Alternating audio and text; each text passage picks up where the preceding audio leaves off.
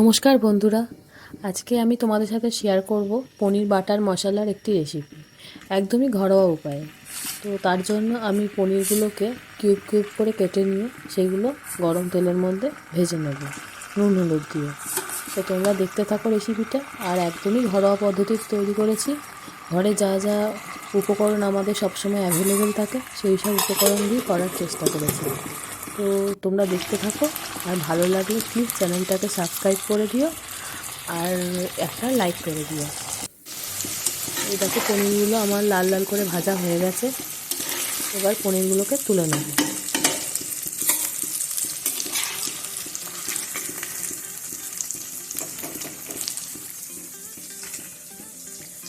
এবার আমি ডুমো ডুমো করে পেঁয়াজ আর টমেটো কেটে নেব, আর সেইগুলোকে তেলে ভেজে নিয়ে আমি সেগুলোকে মিক্সচার মেশিনে পেস্ট করে নেব। এই দেখো, আমার ভেজে নেওয়া হয়ে গেছে। তো এটা ঠান্ডা করে তবে মিক্সচার মেশিনে পেস্ট করব। এবার তেলের মধ্যে একটু বাটার দিয়ে দিয়েছি, যেহেতু পনির বাটার মশলা, তো বাটারটা একটু বেশি করে দিতে হবে তেলের মধ্যে। তেলের মধ্যে বাটারটা মেল্ট হয়ে যাক, তারপর আমি দিয়ে দেবো কিছু পেঁয়াজ। কিছু পেঁয়াজ কুচিয়ে রেখেছি, দুটো বড় রেখে পেঁয়াজ কুচিয়ে নেবে একদম ছোটো ছোটো করে। সেই পেঁয়াজটা এবার তেলের মধ্যে লাল লাল করে ভেজে নেবে।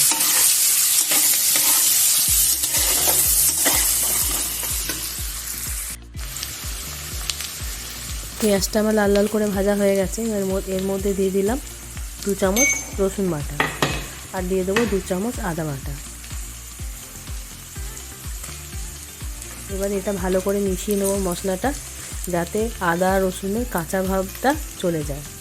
এর মধ্যে 4টে লঙ্কা দিয়ে দিলাম। তোমরা তোমাদের স্বাদ অনুযায়ী লঙ্কা দেবে, বেশিও দিতে পারো কমও দিতে পারো, যে যেরকম ঝাল খাও সেই অনুযায়ী লঙ্কা দেবে।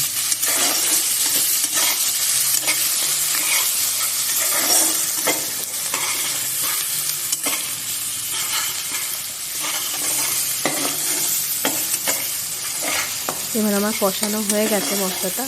এবার এই মশলাটার মধ্যে দিয়ে দেবো ওই আগে যে টমেটো আর পেঁয়াজটা সেই পেস্ট করে রেখে দিয়েছিলাম ভেজে নিয়ে, সেইটা দিয়ে দিলাম। এবার এই মশলাটাকে ভালো করে কষতে থাকবো, যাতে তেল ছাড়তে থাকে মশলা, ততক্ষণ পর্যন্ত এই মশলাটা কষবো। এবার সাইডে তেল ছাড়বে দেখবেন, ততক্ষণ পর্যন্ত এই মশলাটা কষতে হবে, না হলে ওই কাঁচা গন্ধটা যাবে না। এটা ভালো করে কষতে থাকুন, বেশ 10-15 মিনিট ধরে এটা কষবেন। আর হালকা সিমে গ্যাসটা দেবেন, তারপরে এটা কষতে থাকবে। আর আমি স্বাদ অনুযায়ী একটু চিনি দিয়ে দিলাম, আর আর কুচনো ক্যাপসিকাম এটার মধ্যে দিয়ে দেবেন, তাহলে ক্যাপসিকামের গন্ধটা ভালো লাগবে।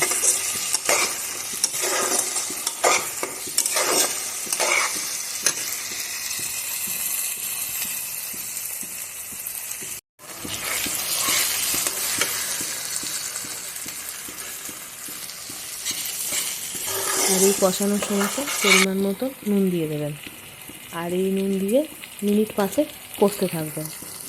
কষতে কষতে দেখুন কালারটাও চেঞ্জ হয়ে গেছে মশলার। এবার মশলা থেকে তেল ছাড়তে শুরু করেছে। এবার আগে থেকে ভেজে রাখা পনিরগুলো এর মধ্যে দিয়ে দেবো। আগে থেকে ভেজে রাখা পনিরগুলো অ্যাড করে দিয়েছি।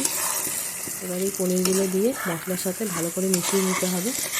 ওই মিনিট 10 মতো এটা কষে নেবেন, হালকা আঁচে দিয়ে গ্যাসটা, যাতে মশলাটা কড়াইয়ে লেগে না যায়। এবার আর একটুখানি জল গরম করে নেবেন, সেই জলটা এই পনিরের মধ্যে দেবেন, ঠান্ডা জল দেবেন না। এবার পরিমাণ মতন জল দিয়ে এটা হাইয়ে দিয়ে দেবেন, যাতে এটা ফুটতে থাকে। এই গ্রেভিটা আপনারা নিজেদের পরিমাণ নিজেদের ইচ্ছা মতো রাখতে পারেন। কেউ যদি গ্রেভি বেশি পছন্দ করেন তো বেশি জল দেবেন, আর নাহলে কম, যদি মাখা মাখা পছন্দ করেন তো কম জল দেবেন। দিয়ে যেই গ্যাস ফুটবে এটা, সেই গ্যাসটা কমিয়ে দেবেন।